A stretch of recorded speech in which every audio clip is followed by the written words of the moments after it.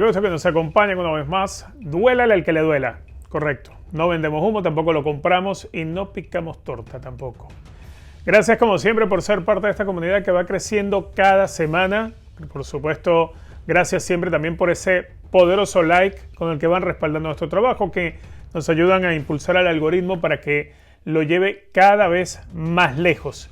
Recordarles también que si no se han suscrito, pues lo pueden hacer de inmediato. No es algo que vayamos a cobrar. Su opinión queda allí. Es parte de este nuevo fanático que estamos formando, ¿no? El fanático que aprende de fútbol, que va entendiendo los argumentos, que no solamente se conforma con estar bien con las cosas que marchan de la manera correcta, sino que también se alerta con lo que está mal.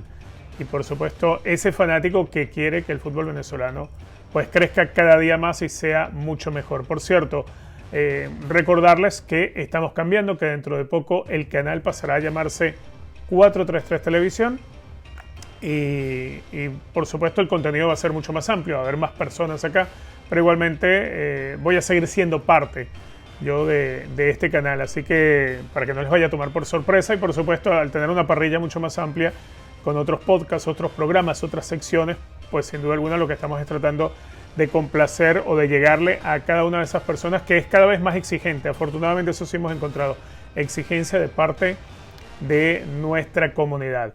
Bueno, es momento de comenzar. Arrancamos.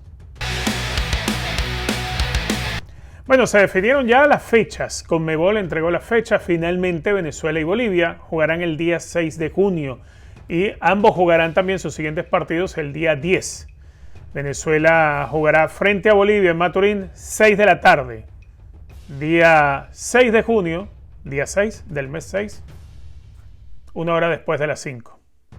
6 de la tarde será ese compromiso entre la selección de Venezuela y de Bolivia. Ya hay que ir pensando en lo que es el partido. Ciertamente falta poco más de un mes para que se vuelva a jugar en la cancha de Maturín por la eliminatoria de la Copa del Mundo, pero es importante desde ya ir atendiendo algunos problemas, ¿no?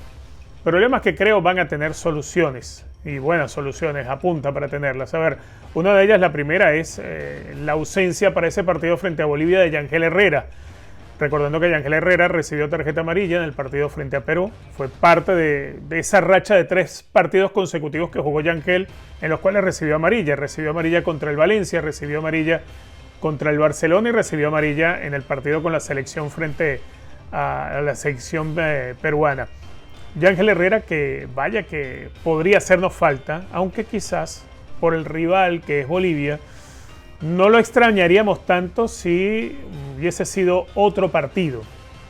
A ver, partido que nos hubiese costado muchísimo encarar sin nuestros mejores jugadores es el que se jugó frente a Perú. Y no quiero poner a Bolivia por debajo de Perú, ni mucho menos porque cuando ves la situación de la tabla, hoy Bolivia está por encima de la selección peruana. Pero sin duda alguna, Bolivia es una selección la cual uno espera que Venezuela haga un partido muy diferente al que hizo frente a Perú en Maturín. Frente a Perú, Perú tenía la misma obligación de Venezuela, es más, quizá un poquitito más de obligación tenía Perú, y creo yo el perfil del futbolista que hoy tiene la selección peruana hacía presagiar que el partido se fuese a llevar tal cual como fue, un partido muy disputado, muy aguerrido en la mitad de la cancha. No es que Bolivia la vaya a poner fácil, pero hay una versión de Bolivia que juega en la altura y una versión que es muy evidente, la que juega en otras condiciones. Jugar en Maturín a las 6 de la tarde, el calor no está fácil para cualquiera, no está fácil para los venezolanos. Imaginen a los jugadores bolivianos acostumbrados a jugar en el alto, o acostumbrados los que juegan un poquito más abajo del alto en La Paz. Definitivamente la diferencia es tremenda, es brutal. Y eso obviamente lo van a percibir. No es necesario sentir el frío en La Paz o en el Alto solamente en el invierno. También en buena parte del año, pues el hecho de la altura, el hecho de que exista ausencia de oxígeno, pues te complica y mucho. Digamos que el futbolista que lo hace de manera habitual en esas características, pues tiene otras condiciones, pero cuando lo llevas al calor con altísima humedad, y vaya, Maturín hay mucha humedad, eso va a cambiar. La ausencia de Yangel Herrera abre un escenario diferente, un abanico, obviamente. Uno imagina que si llega a estar bien de aquí a allá, va a ser titular el Brujo Martínez y habría que buscarle quién sería el compañero de José Andrés Martínez en la mitad de la cancha, ese doble pivote que de pronto se imagina uno que pueda jugar Venezuela en un 4-4-2 o en un 4-2-3-1, o si decide jugar con un 5 y 2 interiores. Eso ya estará pasando por la cabeza del Bocha Batista en la medida que se vayan acercando los días al partido. De todos modos, acá vamos a hacer parte de eso en las sesiones de la canchita. A ver, obvio que dentro de las opciones que tiene Venezuela para suplir la ausencia de Yangel Herrera, bueno, está levantar la mano de los más habituales, ¿no?, en el puesto. Y uno de inmediato va a mirar a Cristian Cáceres Jr. Tomás Rincón, aunque no viene siendo titular en Santos, también es una opción para ese partido. Podría dar cierto balance, cierto equilibrio, que para la característica del partido que se va a jugar contra Bolivia puede servir. Ahora, es importante esa posición y mucho, porque hay que tratar de ganar todos los duelos individuales que vayan en la mitad de la cancha. Las pelotas que se recuperen, hay que tratar de recuperarlas cada vez más cerca del área boliviana y hay que tratar de jugarlas cada vez más rápido. Es una de las características que te da tener a Yangel Herrera. La recuperación, pero la salida rápida, el jugar rápido, el insistir ya de inmediato en producir una salida de ataque. Esa característica la podemos encontrar con los otros volantes, claro que sí, pero de modo distinto. Por ejemplo, el Brujo Martínez, cuando recupera, si él va a tratar de llevar la construcción, él va a tratar de irse más hacia un lado, más al juego por carriles externos, lo que más o menos sucede también con el novillo, con Cristian Cáceres Jr.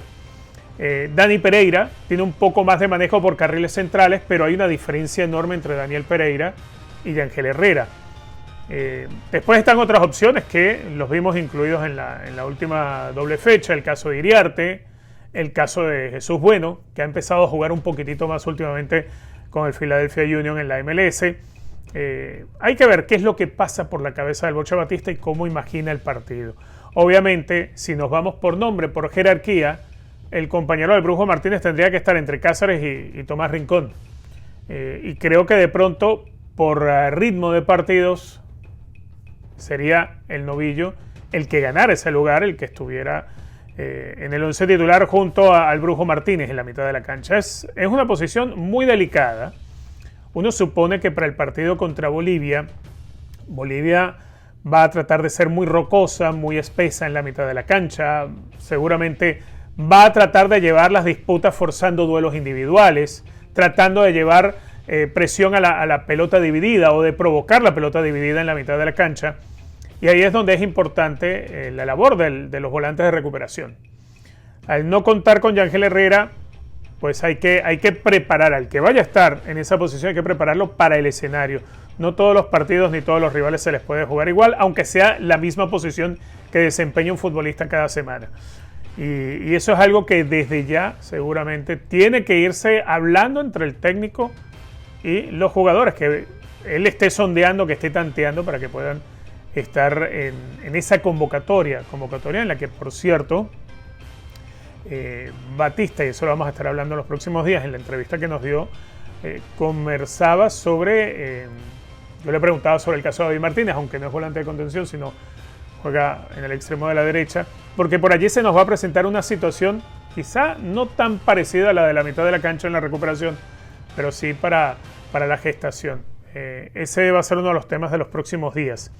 De momento está abierta la audición, el casting, como lo quieran llamar, para ver quién va a ser el compañero del Brujo Martínez en esa mitad de la cancha en la recuperación para el partido frente a Bolivia, que finalmente se jugará el 6 de junio. 4 días después Venezuela estará jugando en el Centenario de Montevideo contra Uruguay. Para ese partido sí va a estar disponible Yangel Herrera. Partido importante y no se puede perder contra Bolivia. Sí o sí, solamente sirve ganar. Empatar sería dar un cheque en blanco a la selección boliviana. Y saben lo que pasa cuando le pagas a alguien con un cheque en blanco, ¿no? Que te pueden barrer, te pueden sacar todo el dinero de la cuenta. Bueno, darle un cheque en blanco a Bolivia significaría que podríamos quedarnos sin nada de esta esperanza de lograr la clasificación a la Copa del Mundo, así sea por la vía del repechaje. Así que contra Bolivia, ganar o ganar. Duélale al que le duela. Hace un par de días la noticia de César Farías por el enfrentamiento que tuvo con un periodista colombiano. El periodista José Hugo Illares Se ve que César Farías está harto ya de ciertas situaciones con el periodismo en Colombia. Posteriormente a eso, José Hugo Illares publicó un tuit donde decía que él y Farías habían hablado de las cosas y había quedado todo arreglado. Pero vamos a escuchar y a ver lo que sucedió precisamente entre César Farías, el técnico venezolano que dirige el Junior de Barranquilla, y el periodista colombiano José Hugo Illares. Usted algún día dijo que usted no tenía mucho misterio, pero este año no hemos tenido la oportunidad de observar entrenamientos. Vamos a ver si en los días próximos, aunque ya sabemos que obviamente se aprieta el calendario, podemos tener la oportunidad de ver esto. La verdad no depende de mí, ¿no? Depende también, aquí hay un protocolo que se debe seguir, que uno debe respetar. No lo decido yo, también se escucha a los jugadores. Ha habido otro tipo de motivos por consecuencia que algunos de ustedes, no puedo hablar, lo han generado. Debe haber algún motivo. Yo no tengo ningún problema. No, yo no voy a entender nada. Tú sabes bien qué es lo que ha pasado. No vamos a discutir por eso. Bueno, pregúntale a los jugadores, no me preguntes a mí.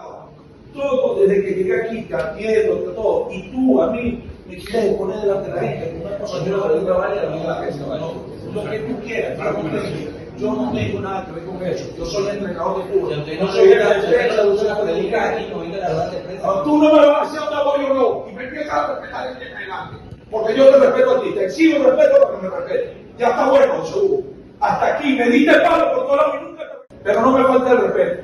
No me lo falta porque yo no te lo falto a ti. De valor te lo estoy diciendo ahora. Respétame que yo te respeto. Y te exijo el respeto como caballero. Respeto. Y lo tengo grabado y todo. Te la pasas faltándome el respeto.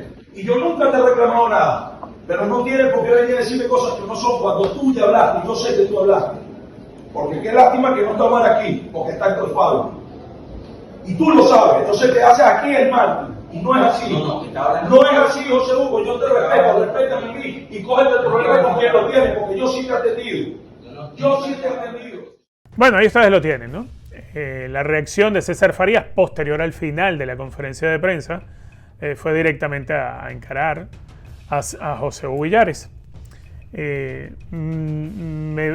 Hasta donde he seguido a José Hugo Illares no es el tipo de persona que se haya metido con César Farías por su gentilicio. No lo es. No es ese el caso de José Hugo, a quien respeto como periodista.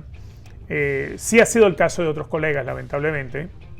Ha sido el caso también, lamentablemente, de alguna parte de los fanáticos del Junior, que en algún momento han sido mostrados también en televisión, quejándose por el estilo de juego de César Farías o del Junior, sobre todo cuando comenzó la temporada para Junior.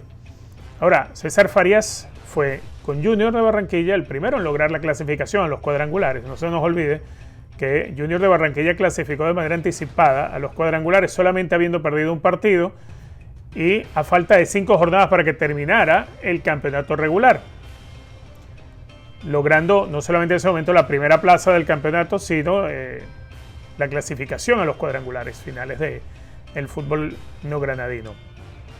Posterior a eso, vino el partido donde se enfrentó a Dudamel. Dudamel en su segundo compromiso dirigiendo al Deportivo Pereira. Victoria para Dudamel en ese duelo de técnicos venezolanos.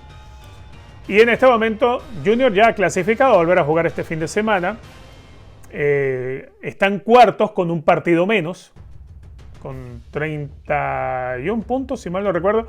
La diferencia es 1 y 2 con respecto a los que están por encima, si la memoria no me falla. Bueno, lo cierto es que es cuarto en este momento el Junior de Barranquilla y ya está clasificado a los cuadrangulares. César, a lo largo de todo este tiempo, que hubo periodistas que le tildaron de cualquier cosa, en programas tanto de televisión como de radio, incluso alguno que otro en YouTube, que es hoy en día una de las formas en las cuales pues se va reemplazando el análisis deportivo en algunos lugares, y se ve que César Farías está obstinado de esa situación. A ver, César Farías ha tenido choques con la prensa en muchas oportunidades a lo largo de su vida, y no es el único técnico. Creo que casi todos los técnicos en algún momento específico terminan teniendo choques con la prensa. César Farías, dentro de todo esto, es una persona muy radical, frontal, es vertical en las cosas que quiere. No se anda con medias tintas, no se anda con cuentos César Farías. No tiene pelos en la lengua para decir las cosas. Pero para decir las cosas a quien le corresponde y por lo que él considera le corresponde. César Farías, fui compañero de él de trabajo en Meridiano Televisión, lo conozco bastante bien. He tenido mis diferencias con César, igual tengo una amistad con César. Pero hemos tenido diferencias en algún punto. Nada insalvable. Pero sí les puedo decir que César Farías es el tipo de persona que cuando siente que alguien le ha hecho daño a él o a su gentilicio o a su equipo o a sus jugadores, es el primero que va a salir siempre a defenderlo. Lo hizo con Venezuela, lo hizo para defender a Venezuela ante comentarios, incluso en oportunidades comentarios que venían dentro del propio país.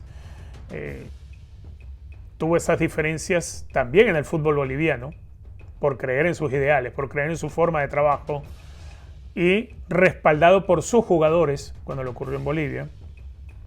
En Ecuador creo que es quizá el único incidente que de pronto sea difícil de poder restarle importancia, pero no se le puede restar. César Farías tuvo una terrible reacción en un partido donde agredió a un jugador y eso le costó la salida de Ecuador.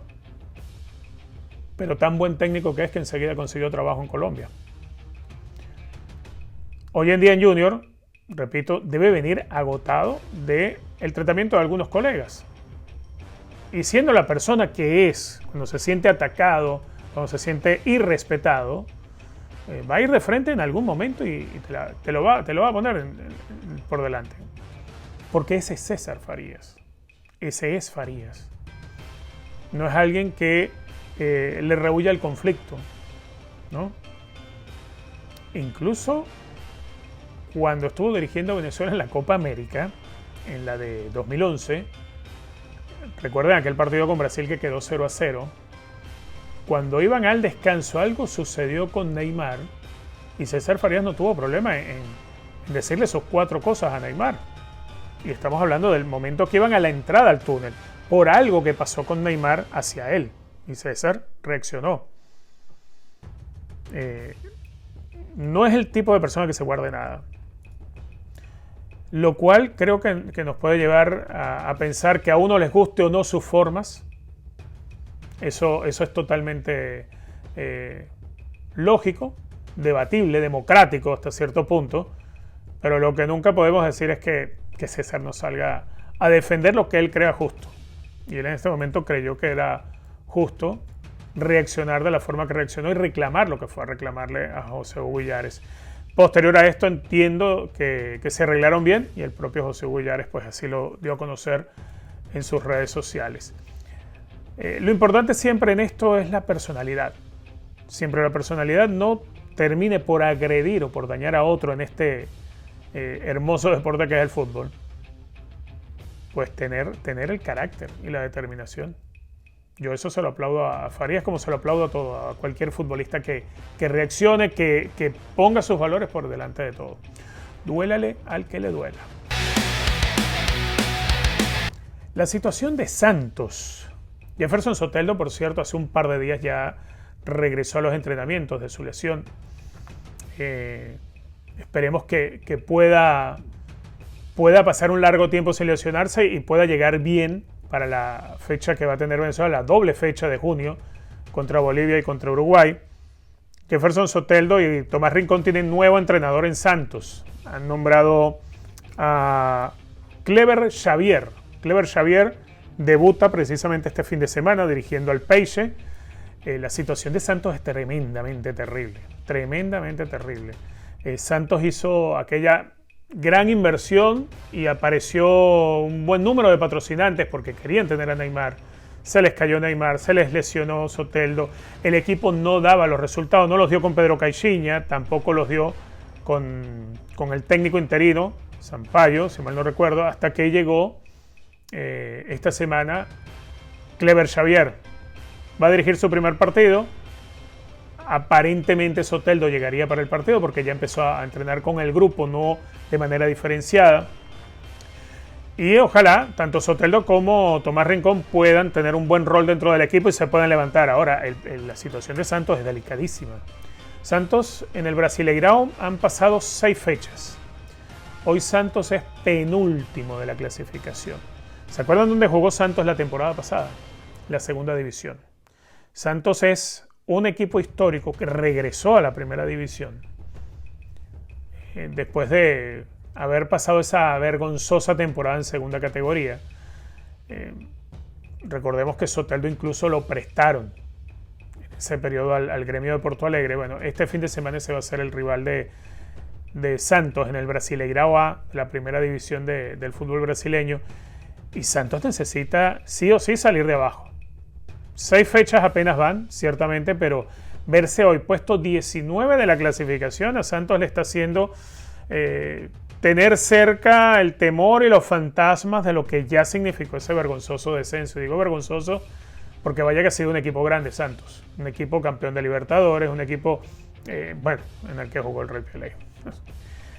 Ya con eso creo que hay demasiado legado que tiene que tratar de cuidar Santos, y su actualidad hoy no le permite ser ese perfil de equipo que cuide un poco de esa actualidad y de esa historia. No se entiende en la actualidad de Santos con la historia. A veces uno piensa cómo se viene abajo tan rápido un equipo, ¿no? Y recordamos que en la temporada en la que descienden, el grupo se tragó a 4 técnicos. Hubo 4 técnicos que no pudieron con el grupo, no pudieron con el equipo. Hubo quejas que afectaron a varios jugadores por su comportamiento, entre ellos Soteldo. Y precisamente jugadores como Soteldo pues fue de los que resolvió o compensó o cambió las cosas que tenía que cambiar fuera de la cancha para volver a ser parte del equipo, y después dentro de la cancha pues siguió brillando como ya tenía acostumbrada la gente en Vila Belmiro. La situación de Santos hoy no digo que sea similar a aquella era una situación muy complicada con una plantilla, repito, que se tragaba a los técnicos. Hoy es un equipo que podríamos decir logró el ascenso, ¿sí? Trajeron unos que otros refuerzos, entre esos refuerzos está recuperar a Soteldo, llegó Neymar, pero yo no sé si Santos pueda levantar, porque el equipo, a ver, las últimas impresiones que dio del equipo es un equipo que le falta mucho más que un técnico, le falta otro perfil en algunas posiciones. Y yo la verdad veo esto bastante complicado, ¿no? Me gustaría por Tomás Rincón y por Jefferson Soteldo que Santos levante, la verdad que sí.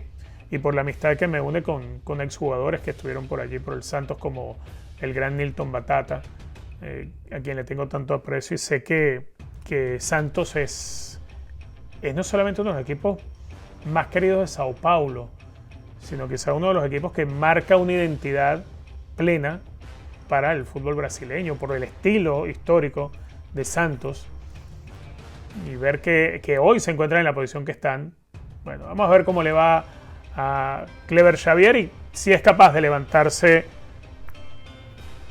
el Santos, el Peixe de Jefferson Soteldo y de Tomás Rincón, y a ver qué desempeño pues pueden tener los venezolanos. Ojalá Tomás Rincón pues pueda ser titular, porque nos interesa también que así como Soteldo llegue bien para el partido contra Bolivia o los partidos contra Bolivia y Uruguay, nos interesa también que Tomás Rincón venga con mucho ritmo de partidos. Duélale al que le duela. Bueno, así llegamos al final de nuestro programa en el día de hoy. Muchísimas gracias como siempre por ser parte de esta comunidad donde no se compra, no se vende humo, donde tampoco le picamos torta a nadie. Qué bueno que va creciendo la comunidad y que vamos formando este sentido crítico que tenemos que tener hacia las cosas, argumentando lo que está bien, pero por supuesto buscándole soluciones a lo que está mal, sin ponerse a mirar para otro lado. Recuerden, si no se han suscrito todavía al canal, es momento de hacerlo, es gratis. Gracias como siempre por el poderoso like. Miren qué poderoso el like, nos hace llegar cada vez más lejos. Gracias como siempre. Esperemos que sea un lindo fin de semana para los vinotintos en el extranjero y también, por supuesto, para ustedes. Dios los bendiga. Esto fue Duélale al que le duela.